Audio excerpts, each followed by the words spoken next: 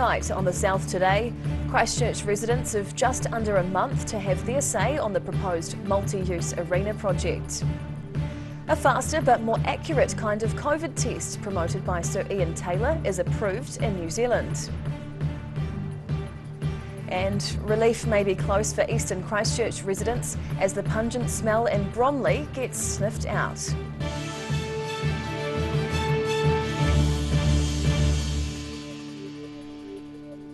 Kia ora, good evening, I'm Hannah Wilkins. Christchurch residents have less than a month to have their say on the future of the proposed stadium after construction costs blew out to more than $680 million. Three options are on the table, including stopping the project altogether. It's a debate and a major project that's been going around in circles. Now rapidly ballooning construction costs for Canterbury's proposed multi-use arena Te Kaha have forced Christchurch City Councillors to go to the public to hear their views. $683 million is the latest figure presented to the council by the company tasked with managing the project to build a 30,000-seat covered arena. That's a whopping $150 million more than what was originally budgeted for in early 2021. City Councillor Jani Johansson is among those who believe ratepayers should carefully consider the issue. The most important thing is that people have their say. There's a huge number of priorities in the city, from broken infrastructure in the east, fixing social housing, dealing with the cost of living that people are facing. The three options up for consideration by the public are accepting the cost increases and investing up to $150 million more, allowing the project to continue as planned. 2, stopping the project immediately. Or 3, pausing and re-evaluating the comprehensive arena build, which could include scaling back the capacity or not including a roof. The government committed $220 million to the multi-use arena back in 2018. The council says pausing or re-evaluating the project would require renegotiating that cost-sharing agreement, adding further delays. When the blueprint was announced, the funding wasn't agreed about who was paying for what and who was doing what. Meanwhile, two of the stadium's main users, Canterbury Rugby and New Zealand Rugby, have reiterated they will not contribute financially to a new stadium for the city. CRFU Chief Executive Tony Smale confirmed their stance on the community facility had not changed, but says the organisation does support the project and wants to see it happen as soon as possible. The Christchurch City Council does plan to approach neighbouring councils for a contribution once it knows the final price tag for the project. Cantabrians have less than 4 weeks to make their views known, whether they're prepared to pay more for the arena. Submissions close on July the 5th. In Christchurch, the South today. Dunedin Hospital patients waiting for surgery may have to deal with the prospect of regular cancellations. The Southern DHB is warning it will not be able to keep up with demand. All non-urgent surgeries at Dunedin Hospital were cancelled on Wednesday and Thursday. Services returned to normal today, but resources are still stretched with high patient numbers and a lack of staffing. Some of the demand is COVID-related, along with general illness in the community and a high level of acute occupancy. The Southern DHB is hoping to maintain some level of elective surgeries despite dealing with COVID-19 patients. A new fast and accurate way of testing for COVID-19 has been approved in New Zealand. Tailor-Made owner Sir Ian Taylor has been pushing for different types of tests to be released in the country, and he's overjoyed at the decision. Dunedin business owner Sir Ian Taylor has been pushing the government to approve different types of rapid COVID-19 tests for the last few years. He's been advocating for tests which are as accurate as PCR tests, but give results in just half an hour. He received some good news on Thursday night. I got a really interesting phone call last night from the CEO of Lucera, the company that makes this basically. And after 2 years, they've finally got it approved by the government, and they made this really generous offer. They've decided that the very first legal order from New Zealand they're going to give to me. The Lucera test is one which Sir Ian's been promoting for the international business community. He says the CEO of Lucera is flying down to hand deliver the first legal order to him. And while he's proud of pushing for the change, he's not 100% happy. Well, there's two things, I mean, it's great that it's happened. It's just 2 years late. Sir Ian lobbied the National Party's COVID-19 spokesperson Chris Bishop and Dunedin List MP Michael Woodhouse about the tests. He says this quicker and more accurate option is ideal for international travellers, with no isolation needed while you wait for your results. In Dunedin, the South Today. Winter has arrived with a blast, and many South Island alpine and skiing locations have finally got the snow they wanted. However, motorists should take care, with more forecast over the coming weekend. Heavy snowfalls overnight blocked State Highway 73 between the upper reaches of the Porters Pass and Arthurs Pass areas. Road users had to wait until 9 on Friday morning for road maintenance teams to clear away the snow, allowing them to continue their journeys. Motorists have been advised to check road conditions if they're planning on travelling across the Alps over the weekend. Met Service has issued a further road snowfall warning for the South Island mountain passes, with another period of heavy snow expected to fall late on Friday and Saturday. Snow may fall from 400 to 600 metres on Friday and down to 200 metres in Southland on Saturday. The Canterbury High Country will also get a good dusting above 700 metres, which is good news for the commercial and club ski fields waiting to start their season. Mount Hutt delayed its opening on Friday due to the forecast weather and winds. In Canterbury, the South Today. The winter season is officially underway, with the first ski field in Otago set to open. Kadrona Alpine Resort near Wanaka has enjoyed a decent dump of snow, with more on the way.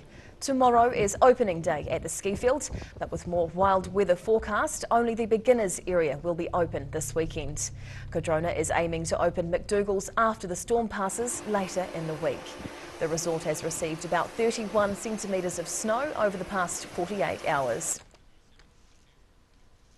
The stench affecting thousands of households in eastern Christchurch may soon be an unpleasant memory. Work has started on clearing the pungent debris from the Bromley waste treatment plant, which was destroyed in a fire late last year.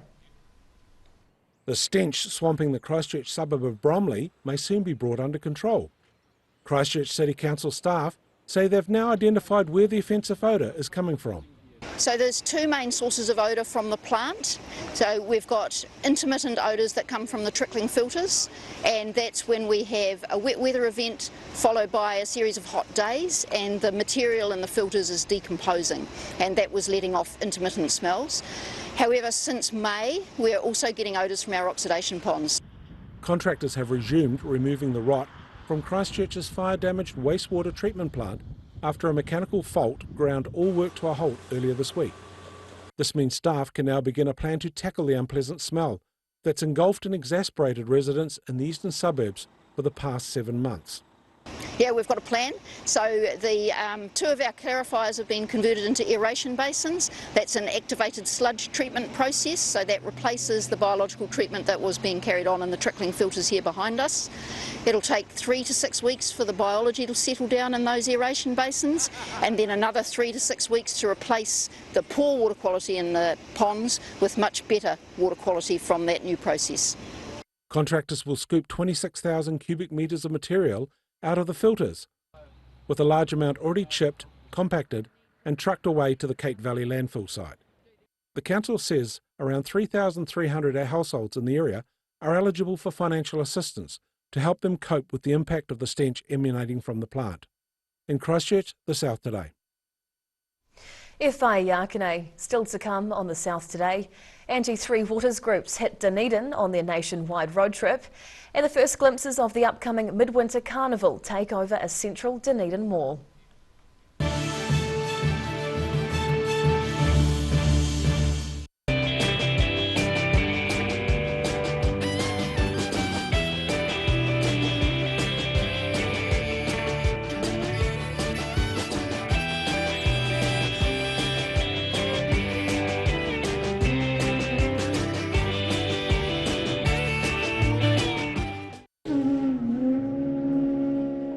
Every day the team at Gillian supports grieving families at their time of need, from answering your questions to organising a farewell that reflects the wishes of your loved one. We can help.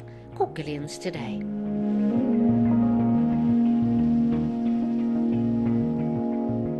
Queen's birthday bonus. John's having a do-over. If you missed My Mate John's Queen's birthday sale, don't despair. He's extended it for one final weekend. And My Mate John. Hi, my name's Matt and I'm the Dines Group CEO. Dines is a company that's focused on selling logistics solutions to its customers. We're passionate about selling efficiency and we've been selling efficiency for over 50 years now.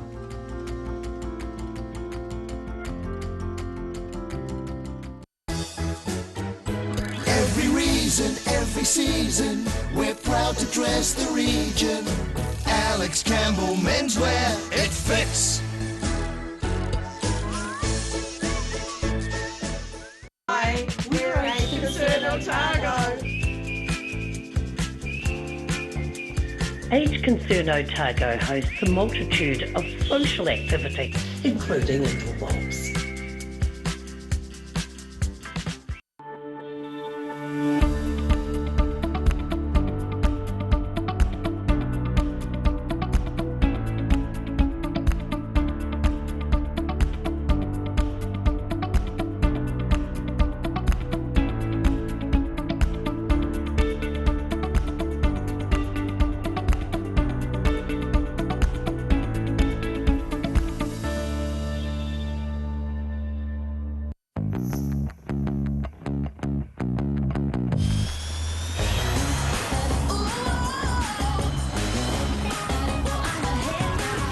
Spark your joy with jazz, the next generation from Honda. Living Well Disability Resource Centre, a not-for-profit charitable organisation and your one-stop shop for information and resources to help you retain independence. We offer a wide range of assistive products from jar openers to mobility scooters and provide assessments for Total Mobility, the half-price taxi scheme. Come and see the friendly team. You'll find us on the corner of George and Bath Streets, ground floor of Burns House. If you're at risk of developing melanoma skin cancer, you owe it to yourself to have a mole map. Mole Map is coming to your area. Phone today to make an appointment. It could save your life.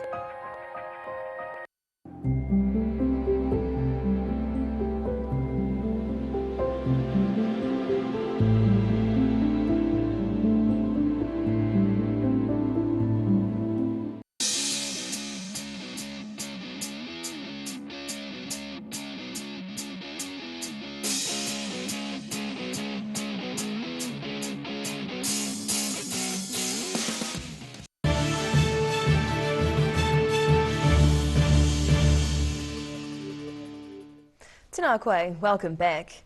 The Taxpayers Union stopped off in Dunedin, continuing its tour around the country. Opponents are campaigning against the government's planned Three Waters reforms. A lunchtime stop-off in the Octagon. The Three Waters Roadshow stopped off in Dunedin as part of its trip around the country. The Taxpayers Union was in Dunedin to protest against the government's Three Waters policy. We want to stop the removal of local control of water assets. We believe that the government's approach to Three Waters is undemocratic, and because the new entities will not be directly accountable to ratepayers, it's likely to increase costs, not reduce costs. The policy looks to centralise the control of water assets around New Zealand. Previously, local councils have been in charge, but government says the policy is needed to implement quality control on the resource. Some regions in New Zealand have undrinkable and unswimmable water sources. Dunedin City Councillor Lee Vandervis was at the event showing his support for the campaign. There's a distrust of Wellington, of centralisation. While people don't necessarily think that their councils are doing a great job in managing water assets, it's a case of the devil you know. Or more aptly, it's a case of the devil that you can vote out. After their demonstration in the Octagon, the group headed off to raise support in Oamaru. In Dunedin, the South Today. The return of a lost uncle's war medals was an emotional moment for one Alexandra man. Paul Bennett accepted the set of World War II medals on behalf of his family after they initially popped up in an Australian market. Proud to reclaim medals on behalf of his family, Alexandra man Paul Bennett has been reconnected with his relations, thanks to the return of World War II medals belonging to a lost uncle. He says it's an emotional time, as he believes he's lost other parts of his family history over the years. I mean, I just can't turn the clock back. It's something, it's just a bit more extra. Wish I would have even had some of those photo albums, because they probably damn well went to the tip. Despite the time lost, he's grateful to have the information and medals as a tangible link to his father, uncle and wider family who he didn't know. The medals include a memorial cross, a medal given to the wives and mothers of servicemen who died during World War II, this one engraved with the name of Flight Sergeant Arthur Bennett. Ian Martin, founder of Medals for United New Zealand, was engaged to verify its authenticity and track down relatives, which has taken him a couple of years. In 2020, I was contacted by a man from the Royal Australian Air Force Association in Redcliffs in Queensland, and he said that he had a gallantry medal that had belonged to a New Zealander because his name was on the back. And I was very interested, obviously. So as a result of that, I said, fine, yes, I'll do whatever I can to try and find the family to get it given back to. Other medals identical to those awarded to Flight Sergeant Bennett were also sourced to complete a set for the family. In 1941, Arthur Bennett enlisted as a cadet in the Royal Air Force, training in Canada, being promoted to Flight Sergeant when he qualified as an air gunner. Then on August 11th, 1943, Flight Sergeant and 7 other airmen died during an attack on a surfaced German submarine off the coast of Dakar.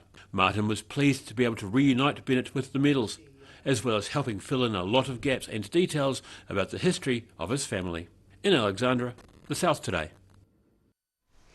Dunedinites have been getting their first glimpse at the bright lights of this year's Midwinter Carnival. Event organisers have teamed up with the Meridian Mall to give people the chance to be part of the festival. Snails lighting up Dunedin's biggest mall. These crafted lanterns are on display at the Meridian Mall as an early taster of the Midwinter Carnival.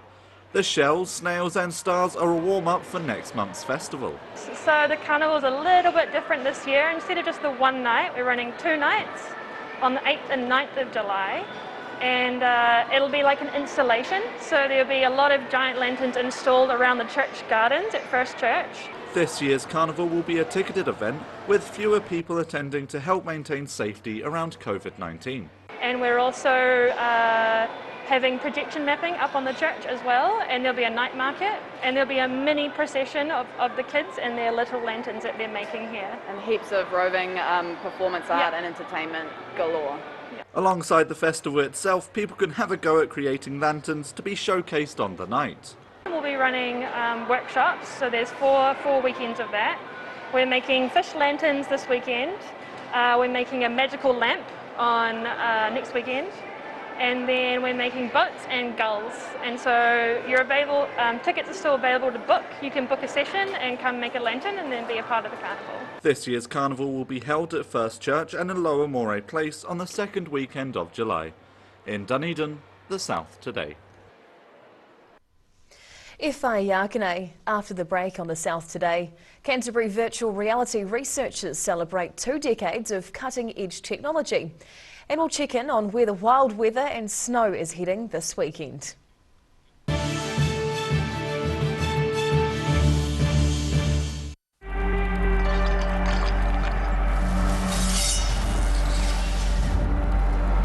Drop when you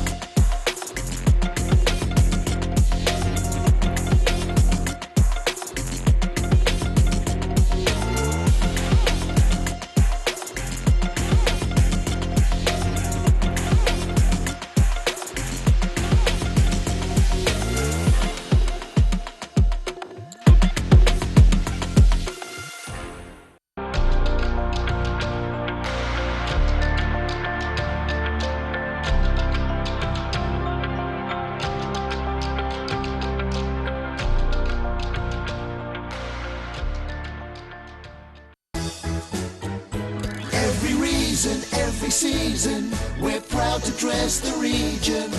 Alex Campbell menswear, it fits. If you're at risk of developing melanoma skin cancer, you owe it to yourself to have a mole map. Mole map is coming to your area. Phone today to make an appointment. It could save your life.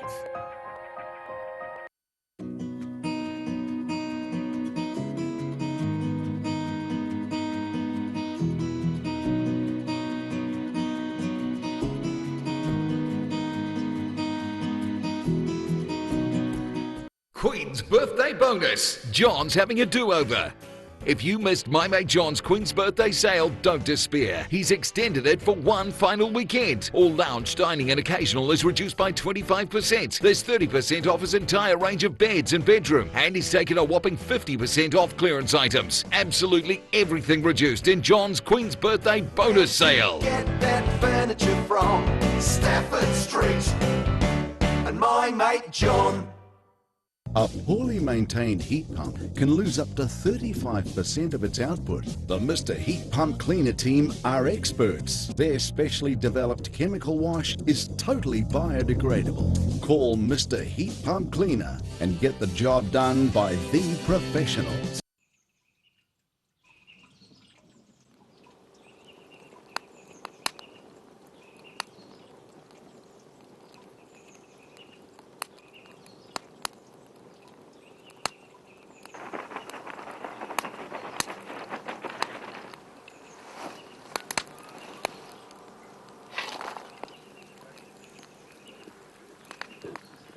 Evening, I'm from the Parks Department. Have you got a permit for that fire?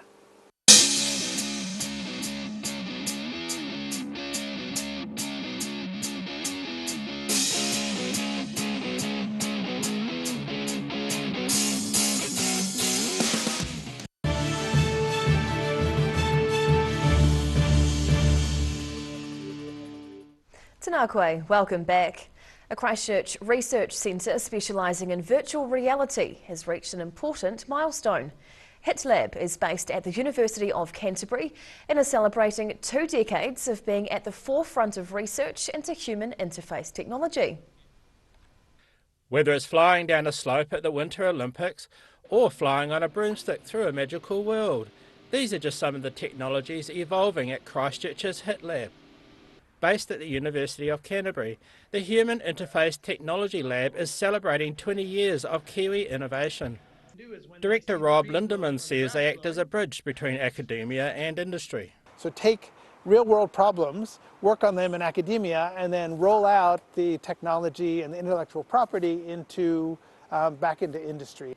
And they've had a fair amount of success, attracting $40 million in research funding over the past decade. Those projects include helping New Zealand's Olympic and Paralympic athletes prepare for the Winter Olympics. Travel restrictions saw the athletes assisting their preparations by using virtual reality. The team used tools created by Hitlab to train and hone their skills before hitting the slopes in Beijing. So the 3 main research themes that we have in the lab are around virtual reality, which is replacing the real world, augmented reality, which is combining the real and virtual worlds, and game development, which is providing the motivation to stay on topic, whether it's learning or training of some kind. Training like the kind they're currently working on with Fire and Emergency New Zealand. So their training is very high risk and high cost, so training in virtual environments is really good for them. The facility's gained a reputation as one of the best of its kind. Lindemann is confident Hitlab has a secure future and is in a solid position to face the next 20 years. In Christchurch, the South Today. And now recapping tonight's top stories on the South Today. Christchurch residents have just under a month to have their say on the proposed multi-use arena project as costs balloon out of control. A faster but more accurate kind of COVID test promoted by Sir Ian Taylor is approved for use in New Zealand and could give people's noses a rest from rat tests. And relief may be close for Eastern Christchurch residents as the pungent smell from the Bromley waste treatment plant gets sniffed out.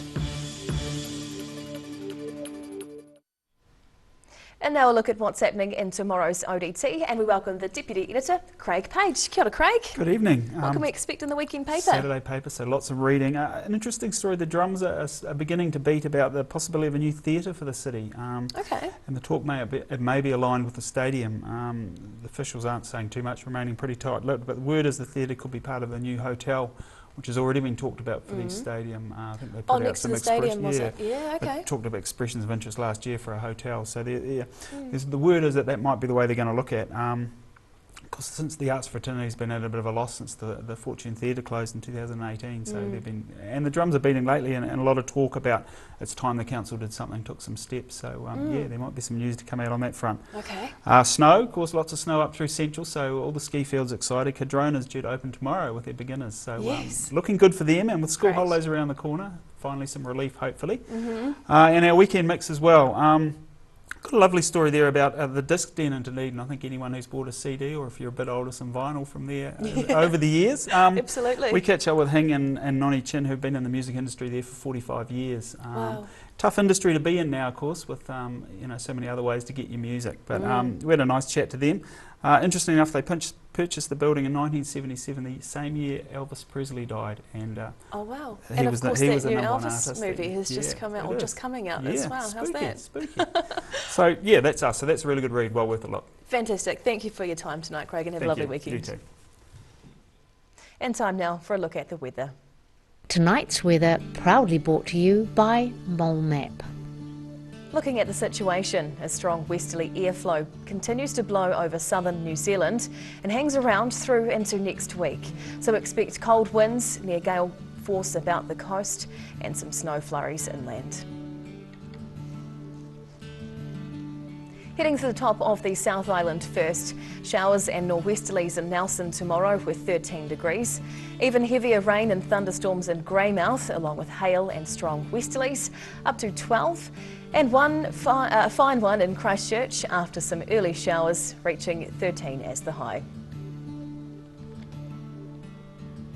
To our southern towns now. Westerlies and snow showers are on the way. Balclutha, the Catlins, Lumsden and Gore will all head for a high of just 7 degrees tomorrow.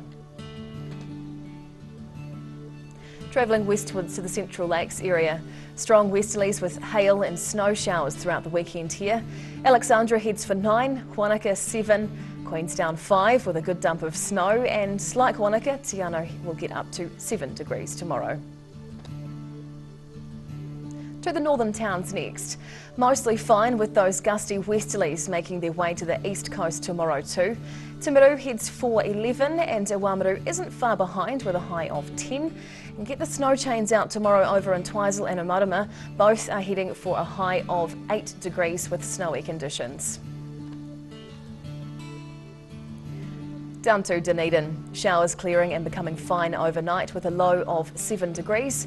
Tomorrow there'll be light showers with northerlies in the morning before a fine day. Expect a high of 8 and an overnight low of 5. Sunday will be dry but cloudy with strong near gale force northerly winds up to 10 and down to 6 degrees. And now to the deep south. Showers tonight with strong westerlies in Invercargill, dropping down to a cool 2 degrees. The weekend starts off showery with strong west to southwest winds, a high of 5 and a low of 2. And Sunday is where it really ramps up. Snow flurries are possible late in the day, up to 7 and then back down to 3 degrees again overnight.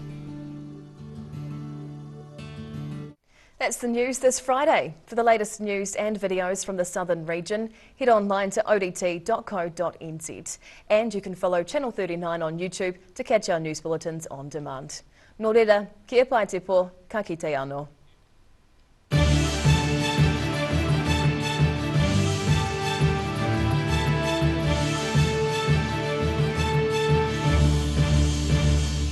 Public interest journalism funded through New Zealand On Air.